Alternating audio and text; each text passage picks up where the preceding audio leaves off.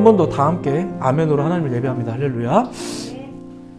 자, 오늘도 데일리 처치를 통해 같은 말씀을 나누는 분들, 우리 모든 예배자분들 예수님의 이름으로 환영하고 축복합니다. 우리 한 번 더 또 고백하겠습니다. 같은 말씀과 같은 순종으로 사는 우리가 예수님의 교회입니다. 네, 내 자신이 이 땅에 세워주신 예수님의 교회라는 것을 믿고 살아가는 여러분들 모두가 되기를 다시 한번 예수님의 이름으로 축복해 드립니다.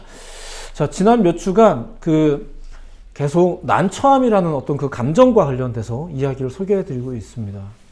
그게 왜 중요한가요? 뭐 이러실 수 있겠지만 굉장히 이게 중요한 감각입니다. 일단은 계속 설명을 좀 해보죠. 예수님 곁에 가까이 있었던 제자들도 이제 사실 이 난처함이라는 감각은 마찬가지였었습니다. 오히려 어떤 면에서는 더했죠. 그리고 그 모든 난처함의 이유는 사실상 누구 때문이다? 예수님 때문이다. 뭐 이런 이야기를 그동안에 보았습니다. 예수님을 믿는 믿음으로 살아갈 때에 사실상 믿음의 사람들이 겪는 또 그들만의 그런 난처함이라는 게 있습니다. 근데 또 한편으로는 이게 믿음의 사람들이 가질 수 있는 일종의 특권적인 감정이기도 하다는 거죠. 자, 그러면 지금 우리가 하려는 게 지금 제가 계속 소개해드린 내용이 단지 난처함이라는 감각에 대해서 좀 좋게 생각하자, 이런 지금 그 단어를 설명하는 자리인가, 우리의 이해를 좀 바꿔보자, 이런 자리인가, 그것 때문에 몇 주씩이나 설교를 하고 있는 건가? 그건 아닙니다. 지금 나름대로 차근차근 건너가고 있는데 오늘 이제 그 이야기를 또 한 걸음 더 진일보 해보는 거죠. 성경을 잘 보면 몇 차례 말씀드렸지만 사실 이러한 종류의 감정들, 당혹스러움, 그 뭐라고 부르든 간에 이런 감정들과 이런 사건들이 믿는 사람들에게 굉장히 많았었습니다. 오히려 그 난처함이 사실은 하나님과 더 가까워지는 기회가 사실 많이 됐죠. 물론 이 난처함 때문에 이게 더군다나 믿는 사람들이 가진 난처함이다 보니까 믿지 않는 사람들, 가족들, 심지어 가족들까지도 이해해주지 못하고 그래서 좀 난처하고 외로운 이런 경우도 솔직히 있는 게 사실입니다. 믿음 생활을 하다 보면 그런 외로움들도 좀 있거든요. 자, 그럼 우리는 이런 감정에 대해서 어떻게 이해를 해야 될 것인가? 뭐 나름대로 이렇게 쪼개서 생각해 보다 보니까 첫 번째, 먼저는 그 이유를 명확하게 알아야 되지 않겠나, 뭐 이러면서 그게 예수님 때문이다, 이런 얘기를 먼저 시작을 했죠. 자, 그런데 결국 이 제자들은, 예수님의 제자들은 그 난처함을 또 받아들이고 살다 보니까, 그리고 이제 조만간 설명하겠지만 성령이라는 어떤 딱 그게 키워드가 확 들어가면서부터는 이제 심지어 반대자들을 더 난처하게 만들면서 하는 그런 사람들이 되기도 했다, 뭐 이런 내용을 또 지난주까지도 이야기해 드렸습니다. 자, 그렇다면 이제 이것을 이제 또 한 걸음 뒤로 물러서서 보면 이제 어떨까? 자, 이제 어쩔 수 없이 그러한 삶을 받아들였다는 얘기인가? 아니면 뭐 좋게 해석을 했다는 뜻인가? 성령이라는 게 임하면 그냥 단지 다 해결이 됐다는 뜻인가? 뭐 혹은 그 난처함을 겪으면서 뭐 인내심이 많아진 걸까? 뭐 여러 가지로 고민해 볼 수 있겠죠. 자, 오늘 우리가 이제 보려는 이야기가 있습니다. 이거는 이제 시간적으로 한참 소급해 올라가서 구약의 거의 초반에 이제 등장하는 모세의 이야기입니다. 우리 믿는 사람들이 워낙 이 모세 이야기를 많이 들어서 알고는 있지만 오늘 이 이야기를, 모세의 이야기를 좀 그래도 난처함이라는 감각과 좀 관련해서 제가 좀 설명을 드릴까 해요. 일단 오늘 우리가 읽은 이 본문, 신명기 3장의 본문이 어떤 상황이냐면은 이제 뭐 소위 다 끝났습니다. 광야 생활까지 다 끝나고 이제 가나안에 들어가기 직전에 모세가 하는 어떤 연설의 첫 번째 부분이거든요. 이제 그 연설을 하면서 모세가 한 말을 오늘 우리가 본문으로 삼아 읽었는데, 자, 그러면 여기까지 오는 동안 그들의 삶이 원활했겠냐? 뭐 당연히 아니죠. 뭐 좋게 이야기하자면 모세라는 사람만 놓고 봅시다. 그 사람의 삶이라는 게 여기까지 오는 동안 원활했겠냐? 아니죠. 굉장히 드라마틱했죠. 오늘 본문 이전까지의 그 상황을, 그의 삶을 간단하게 정리하면 이렇습니다. 여러분들이 다 아는 거지만 그냥 한번 빠르게 설명해 볼게요. 이런 겁니다. 히브리인들한테, 유대인들 이전에 히브리인들이라고 불렀잖아요. 보통 그렇게. 히브리인들에게 엄청난 이제 그 최대 박해기가 있었잖아요. 그게 요셉 이후에 박해기가 있었는데 그때 태어났어요. 그때 태어났다가 공교롭게 어쩌다 보니까 이집트의 왕자가 됩니다. 이것도 설명하면 또 길어지니까 그냥 빨리 넘어갈게요. 그렇게 갑자기 왕자가 돼서 애굽의 왕자로 40년을 살아요.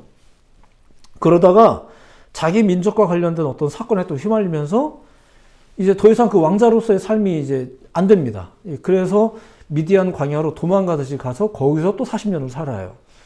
또 그렇게 미디안에서의 40년의 삶을 이제 마치고, 뭐 마쳤다는 표현이 맞는지 모르겠네요. 그게 계획된 건지 모르니까.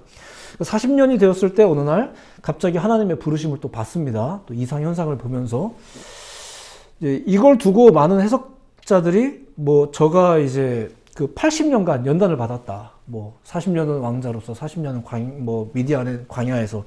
근데 그렇게 훈련받은 사람 치고는 그 하나님께 부름받을 당시에 그 모세의 모습을 보면 그렇게 뭐 이렇게 순종적이진 않았습니다. 뭐 하기 싫다는 운동, 뭐 핑계를 많이 대고 뭐 그랬죠. 그냥 자신 없어 하고.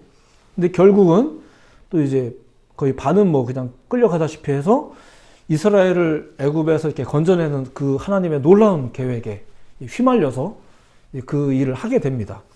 이제 또 그 일을 하러 애굽에 가죠. 자, 이렇게 이제 조금은 억지로지만 순종해서 왔으니까 또 애굽에서 이제 또 애굽에서의 탈출은 또 원활했나? 또 역시나 그것도 그렇지 않습니다. 뭐 이게 애굽의 왕이 뭐 호응을 잘 해주길 하나, 뭐 심지어 내 동족들이 뭐 내 말을 잘 듣길 하나, 뭐 아주 엉망진창입니다. 나도 솔직히 이거 막 기뻐서 막 한 것도 아닌데 안팎으로 굉장히 난처한 일을 겪으면서 그냥 이 일을 어쨌거나 했습니다. 하다 보니까 일은 또 막 또 다 돼요. 그러니까 결국은 하나님께서 하시려는 일이 막 되고 있는 거죠, 지금. 그렇게 해서 결국은 이스라엘 백성들을 데리고 애굽에서 나오죠. 그리고 그러는 가운데 하나님께서 이끄시는 목적지가 가나안이라는 것도 이제 알게 돼요.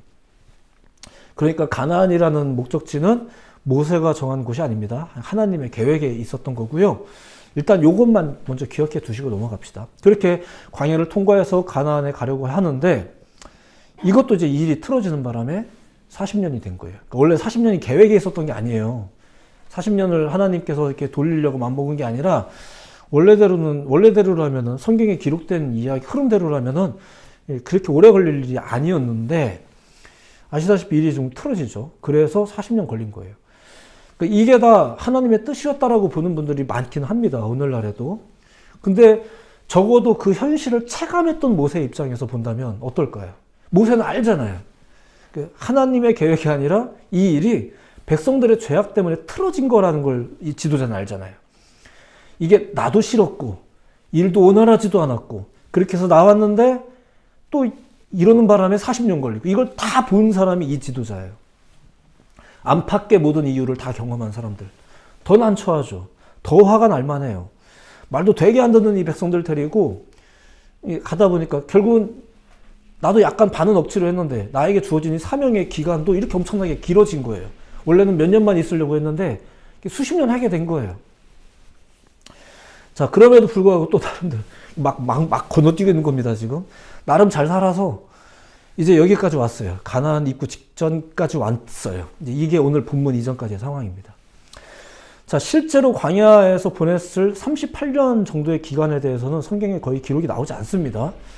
근데 성경에 기록된 내용까지만 봐도 지금 소개해 드린 것 외에 굉장히 이제 원활하지 못했던 일들이 모세 개인에게도 이 민족에게도 계속 있었습니다. 그런 우여곡절을 거쳐서 여기까지 온 거예요. 자, 그런데 이제 앞서 잠깐 설명했지만 가나안이라는 목적지. 자, 이게 모세가 꿈꾼 목적지가 아니라 누가 보여주신 목적지예요? 하나님께서 보여주신 목적지였죠. 하나님의 계획이에요. 모세는 지금 그 하나님의 계획을 따라 하나님의 뜻을 따라서 지금 임무를 수행하고 있는 사람이었던 것 뿐이죠. 자, 그런데 그러던 중에 모세에게 어떤 바람이 생겼어요. 그 바람이 뭐예요? 아, 나도 저 가나안에 들어가고 싶다. 이런 것들. 이게 내가 원래 거기 가고 싶었던 건 아니고 내가 가고 싶어가지고 우리 민족들 데리고 야, 저기 좋은 데 있는데 다 같이 저기로 가자. 이래서 그들을 꼬드긴 게 아니에요. 하나님의 계획을 선포했고 그 일을 진행하다 보니까 내 마음에도 가고 싶은 마음이 막 생긴 거죠. 하나님이 이끄시는 삶 속에서 모세의 마음에 생겨난 소망, 그게 가나안이었어요. 본래는 하나님의 계획이었다가 모세의 마음에 소원이 된 하나님의 계획. 이게 오늘 본문에서도 소개가 되죠.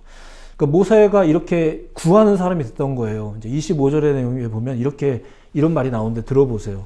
구하옵나니 나를 건너가게 하사 요단 저쪽에 있는 아름다운 땅, 아름다운 산과 레바논을 보게 하옵소서 하되. 그러니까 이제 모세가 이렇게 말하는 거죠. 내가 이렇게 기도했다. 하나님께 나 이렇게 기도했다. 이게 내 소원이다. 이런 소원이 자기가 생긴 건데 언제 생겼는지 정확히 잘 모르겠어요. 일단 굉장히 이게 나름대로 기독교인들이 가지고 있는 바람직한 현상입니다. 처음에 뭐 이런저런 일이 있긴 했지만 뭐 솔직히 나도 처음에는 뭐 하고 싶었던 건 아니었는데 결국 하나님의 뜻을 따라서 하다 보니까 이제 나도 앞으로 그 하나님의 계획의 한 일부가 되고 싶다라는 그런 바람이 생기는 것. 보통 이런 경우를 신앙생활에서는 굉장히 바람직한 현상이라고 이제 말합니다. 뭐 선교도 뭐 한번 가보고 싶다 이런 마음이 그냥 막 생기지 않거든요. 신앙생활 하는 도중에 배우기도 하고 혹은 뭐 그런 마음이 이렇게 생겨나기도 하고 이렇게 되는 거죠. 그렇게 모세에게도 나도 요단 저쪽 가나안을 보고 싶다는 마음이 생긴 거예요. 그런 마음으로 자기 사명을 감당하면서 백성들을 인도해서 여기까지 온 건데 모세는 이제 가장 최근의 일련의 사건 때문에 너는 거기에 갈 수 없다라는 이런 하나님의 말을 들은 상태거든요. 직접적으로 모세가 그 하나님의 거룩을 나타내지 못한 어떤 행동을 했다. 뭐 이런 모세의 잘못도 있습니다만 그 내용을 보면 좀 그렇습니다. 일단 그 내용도 조금만 소개해 드릴게요. 그 내용은 민수기 20장에도 잘 소개하고 있지만 어쩌면 다 들어본 내용일 것 같긴 해요. 광야 생활을 한 지 40년 정도가 거의 다 지나고 마지막 도착한 데가 이제 가데스라는 곳이었습니다. 거기는 이제 사람들도 다 알고 있었어요. 평소 같았으면 4개의 샘이 있고 그래서 물이 풍성하고 뭐 이제 좋은 곳이었었어요. 근데 이제 뭐 때문인지 이제 거기 왔는데 샘이 다 말라버린 상황이었던 거죠. 그것 때문에 이제 백성들이 불평을 시작합니다. 그들의 불평을 보면 이렇습니다. 민수기 20장 2절부터의 내용인데 한번 들어만 보세요. 회중이 물이 없으므로 모세와 아론에게로 모여드니라. 백성이 모세와 다투어 말하여 이르되 우리 형제들이 여호와 앞에서 죽을 때 우리도 죽었더라면 좋을 뻔하였도다. 너희가 어찌하여 여호와의 회중을 이 광야로 인도하여 우리와 우리 짐승이 다 여기서 죽게 하느냐. 너희가 어찌하여 우리를 애굽에서 나오게 하여 이 나쁜 곳으로 인도하였느냐. 이곳에는 파종할 곳이 없고 무화과도 없고 포도도 없고 석류도 없고 마실 물도 없도다. 자, 이게 참 그런 건 뭐냐면요. 들어보면 그냥 불평을 많이 했구나 이렇게 할 수도 있지만 잘 생각해 보세요. 지금 이 얘기를 하는 사람들이 애굽을 떠나온 1세대원들이 아닙니다. 이게 40년 지났잖아요. 그리고 아시다시피 뭐 세대가 교체됐다 이런 얘기 들어보셨잖아요. 지금 다 2세대원들입니다. 그러니까 그들은 그냥 불평을 많이 한 게 아니고요. 역사의식이 없었습니다. 역사의식. 우리나라도 그렇잖아요. 우리 뭐 6.25 이런 역사의식이 없으면은 막 전쟁 나면 어때? 막 이렇게 말하는 경솔한 젊은이들이 가끔 있는데 전쟁이 얼마나 무서운지 아신다면 그런 얘기 함부로 못할 텐데. 역사의식이라는 게 있습니다.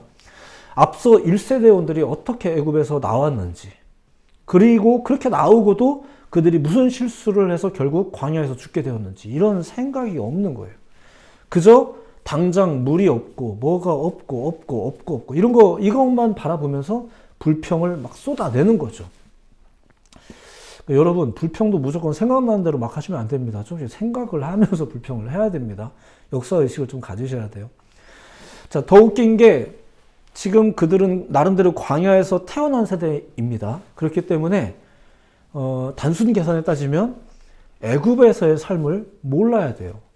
그죠? 근데 그들이 했던 불평을 보세요. 너희가 어찌하여 우리를 애굽에서 나오게 하여 이 나쁜 곳으로 인도하였느냐. 그러니까 애굽에서 살아보지도 않았던 그들이 자신의 현실을 지금 거기에 비춰보면서 나쁜 곳이라고 말해요. 예를 들면 그런 거죠. 벤츠 참 좋다던데. 뭐 이러면. 타보지도 않았으면서. 이러면서. 설령 타봤다 하더라도 그 경험으로 현실을 불평하는 거예요. 이게 좀 그렇잖아요. 어떻게 그런 불평이 가능했을까? 이거는 애굽에서 살아본 적은 없는데 그들이 애굽에 대해서 알았거나 혹은 애굽에 대한 어떤 환상을 가지고 있었다는 뜻이겠죠. 어떻게 그럴 수 있었겠어요? 부모님 때문이었겠죠. 혹은 어떤 경험이 있었을 수도 있어요. 근데 한 번 경험하는 게 그렇게 큰 문제로 번져나가기도 해요. 한 번 빠져버릇하면 막 번져나가는 거랑 비슷합니다. 한 번 마음을 놔버리면 두 번, 세 번이 쉬워지는 거랑 비슷해요. 막 번져나가는 거죠. 뭐 내가 엄청나게 막 벤츠를 몰아보고 다녀본 적은 없는데도 불구하고 불평을 하고 살 수 있다는 얘기예요. 자, 조금 다른 경우일 수도 있겠지만 제가 예전에 필리핀에서 처음 선교를 했을 때 뭐 나름대로는 그냥 그렇게 생각을 했었습니다. 최선을 다하면 되는 거다라고 생각을 했었는데 이제 그 클락의 한 부족 선교를 할 때 그냥 그런 생각을 했었어요. 그냥 아무튼 최선을 다하고 싶었어요. 근데 선교사님께서 이제 이런 지적을 저희한테 해주시는 거죠. 저희가 막 그때 뭐 초코파이로 되겠어? 우리는 초코파이로 안 되는 사람들이니까. 그래서 이제 그 이상을 계속 생각하면서 또 이제 하고 싶은 마음이 막 넘쳤었거든요.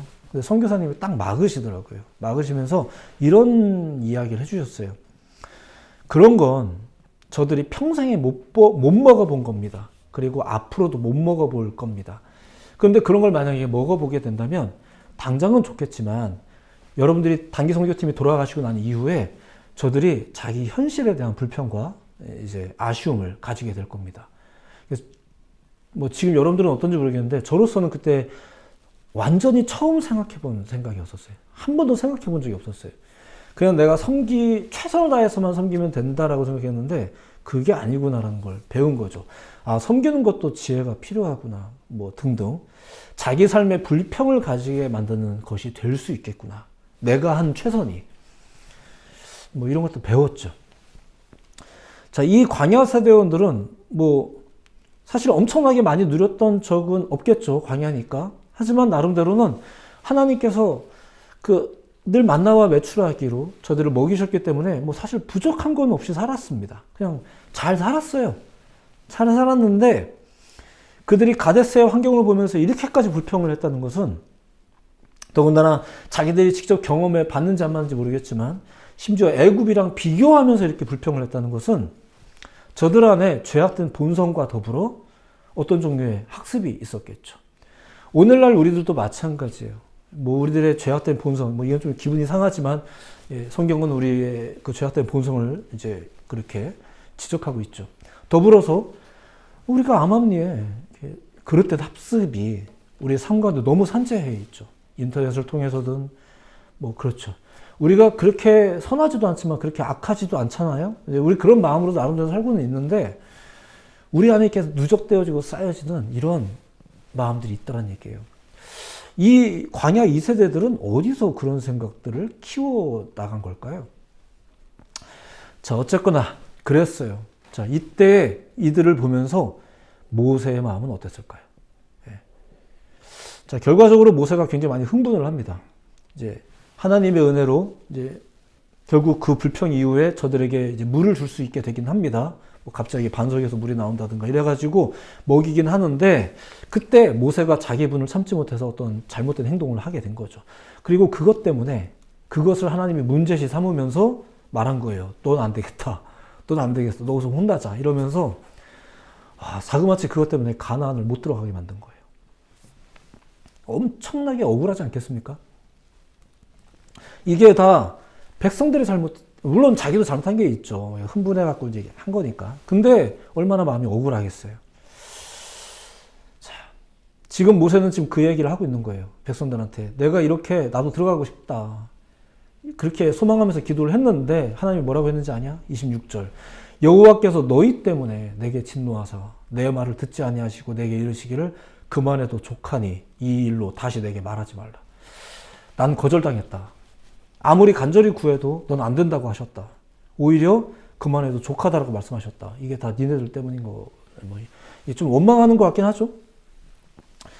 자, 신약 성경에 보면 사도 바울도 비슷한 응답을 받은 적이 있거든요. 이제 그도 고질적인 질병이 몸에 있어서 이거 좀 제거해달라고 기도했더니 하나님이 그렇게 말씀하셨습니다. 내 은혜가 너한테 족하다. 이렇게 얘기하셨어요.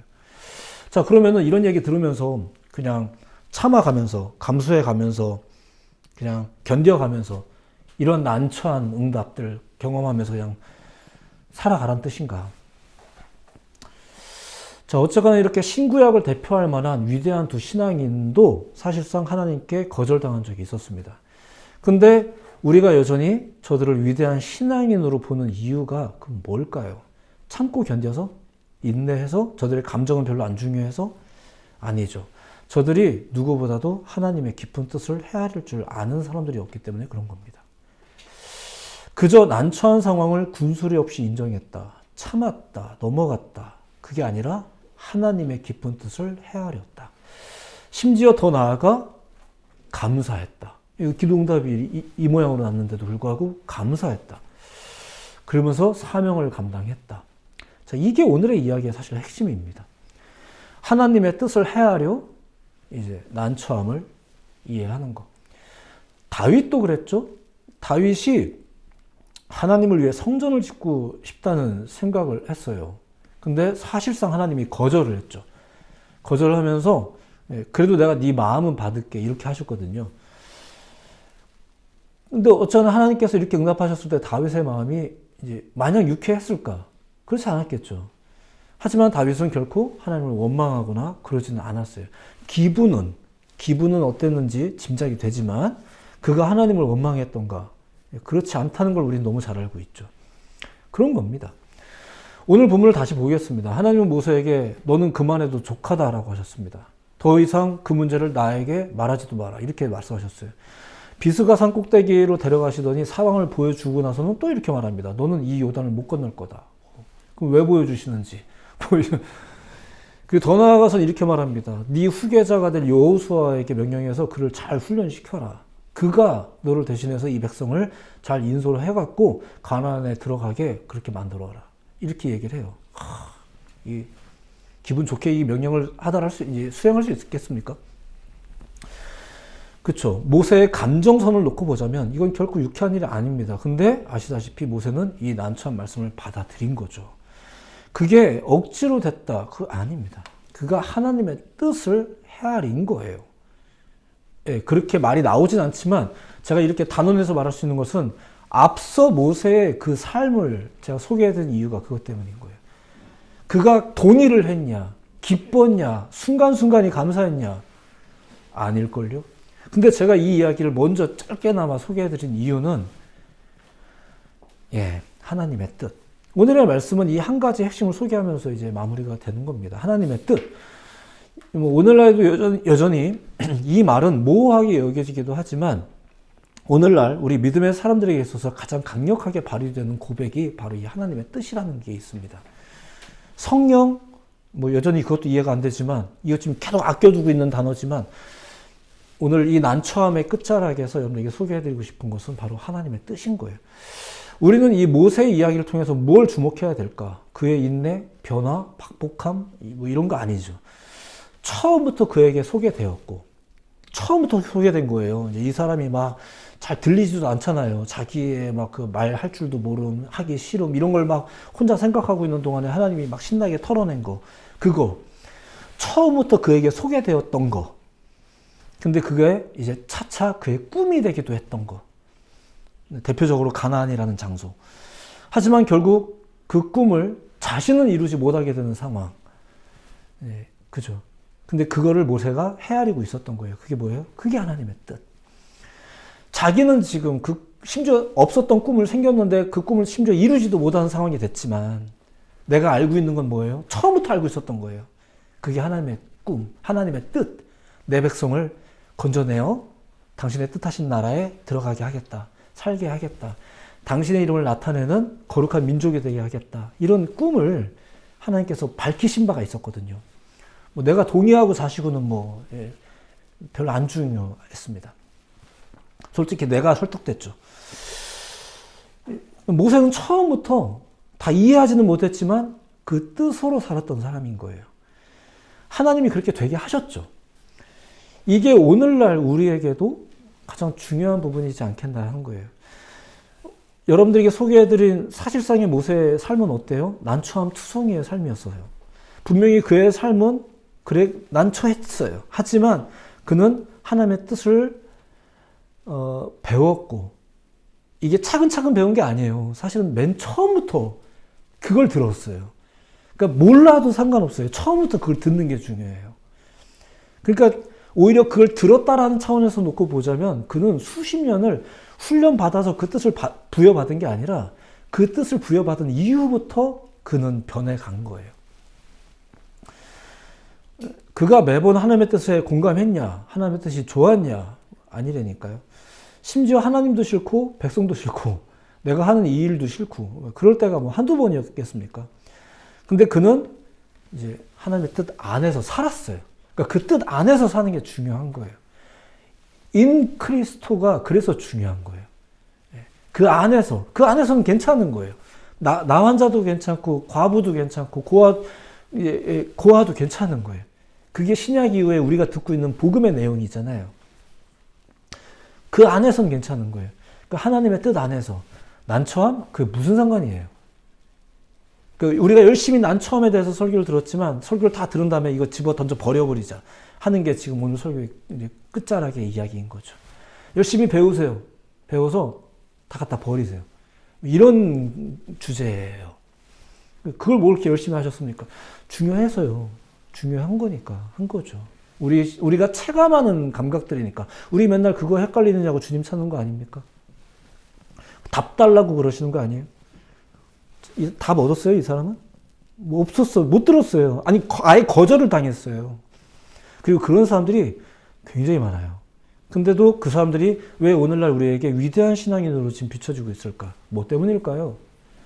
응답 받지도 못했는데, 자기 소원대로 되지도 못했는데, 그래서 결국 뭐 잘 살았냐? 그렇지도 못했는데, 하나님의 뜻, 이걸 헤아리고 살았죠. 위대해지는 것이 목적은 아니지만, 우리 삶도 그렇게 하나님의 뜻을 이해하는 삶이어야 되지 않겠나. 이제 오늘의 메시지가 이것이고, 지난 오랜 시간 동안 복선처럼 난처함의 이야기를 계속 소개해드린 이유가 그것입니다. 그냥 여러분들도 그런 때가 있으니까 잘 참고 지내세요. 이 얘기를 하려고 했던 게 아니고요. 약속하신 바에 따르면 우리 가운데 있는 하나님의 뜻이 분명히 있습니다. 우리를 향한 하나님의 뜻이 다 있어요. 여러분들을 향한 하나님의 뜻이 있음을 믿으시기 바랍니다. 그걸 믿는 자들이 삶의 난처함, 이걸 극복하는 지혜와 성령을 얻게 되는 거죠. 그리고 살아갈 힘을 얻게 됩니다. 더 나아가 하나님의 뜻을 나타내며 살기 시작해요. 꿈을 꾸기 시작해요. 왜 일을 하는 거예요? 그래서 나도 가난해. 가고 싶어서 그래. 시켜서만 하는 건 아니야. 나도 가고 싶어. 이렇게 말할 수 있게 되는 거죠. 오늘날에 이런 말들을 우리가 모호할 때만 보통 사용하곤 하는데, 변명할 때 사용하곤 하는데 그렇지는 않습니다. 성경에 보세요. 그들이 무엇으로 활력을 삼았는지를 보세요. 그냥 스스로를 위로로 할 때나 쓰는 말이 아니라 정말로 그것으로 활력을 삼았다는 걸 기억하셔야 됩니다. 모세가 그랬어요. 하나님의 이끄심 속에서 하나님의 뜻 가운데 살아가는 삶을 그가 살았죠. 이거를 그의 감정선만 놓고 보면은 그가 이게 막 되게 기분 좋은 삶이었을 거라고 생각이 되세요? 여러분들이 이렇게 산다고 생각해 보세요. 얼마나 고달프겠습니까? 우리가 이해해야 될 게 뭘까요? 하나님의 뜻이라는 게 있습니다. 우리가 한 주를 살아갈 때도 우리가 힘을 내야 될 게 뭘까요? 이번 한 주는 그냥 잘 풀리기를 기대하면서 할까요? 그런 소망도 뭐 나쁘진 않습니다. 나쁘진 않습니다만 우리 마음속에 정말로 꼭 쥐고 살아야 될 것이 있다면 뭘까? 한 가지 어휘로 정리하자면 이거죠. 하나님의 뜻. 주여, 내 안에 하나님의 뜻이 있음을 믿습니다.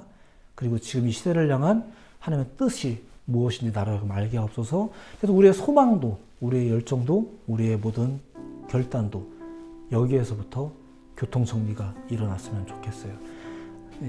성령 이전에는, 성령의 이름이 논해지기 전에는 이 하나님의 뜻이라는 것이 구약 전반을 다 사로잡고 있는 가장 강력한 어휘였었습니다. 네, 그렇죠? 이후에는 이제 뭐 성령 이러면서 약간 막 모양새는 중구난방으로 흩어지긴 했는데 하나님의 뜻이라는 게 엄청나게 강력하게 우리의 이 두꺼운 책을 사로잡고 있죠. 여러분들의 삶도 그렇다는 것을 믿으시기 바랍니다. 우리가 이 증거를 믿고 이걸 믿기 때문에 결단을 하고, 그럼 우리가 어떻게 해야 될까요? 성령을 받으라 막 이러면서 성령도 받고 이러면서 우리가 신앙생활을 해나가는 것이죠. 여러분들의 새로운 한 주도 그렇게 하나님의 뜻을 물으면서 또 궁금해하면서 더 나아가 바라면서 살아가는 여러분의 한 주가 되시기를 예수님의 이름으로 축복해 드립니다. 기도하겠습니다.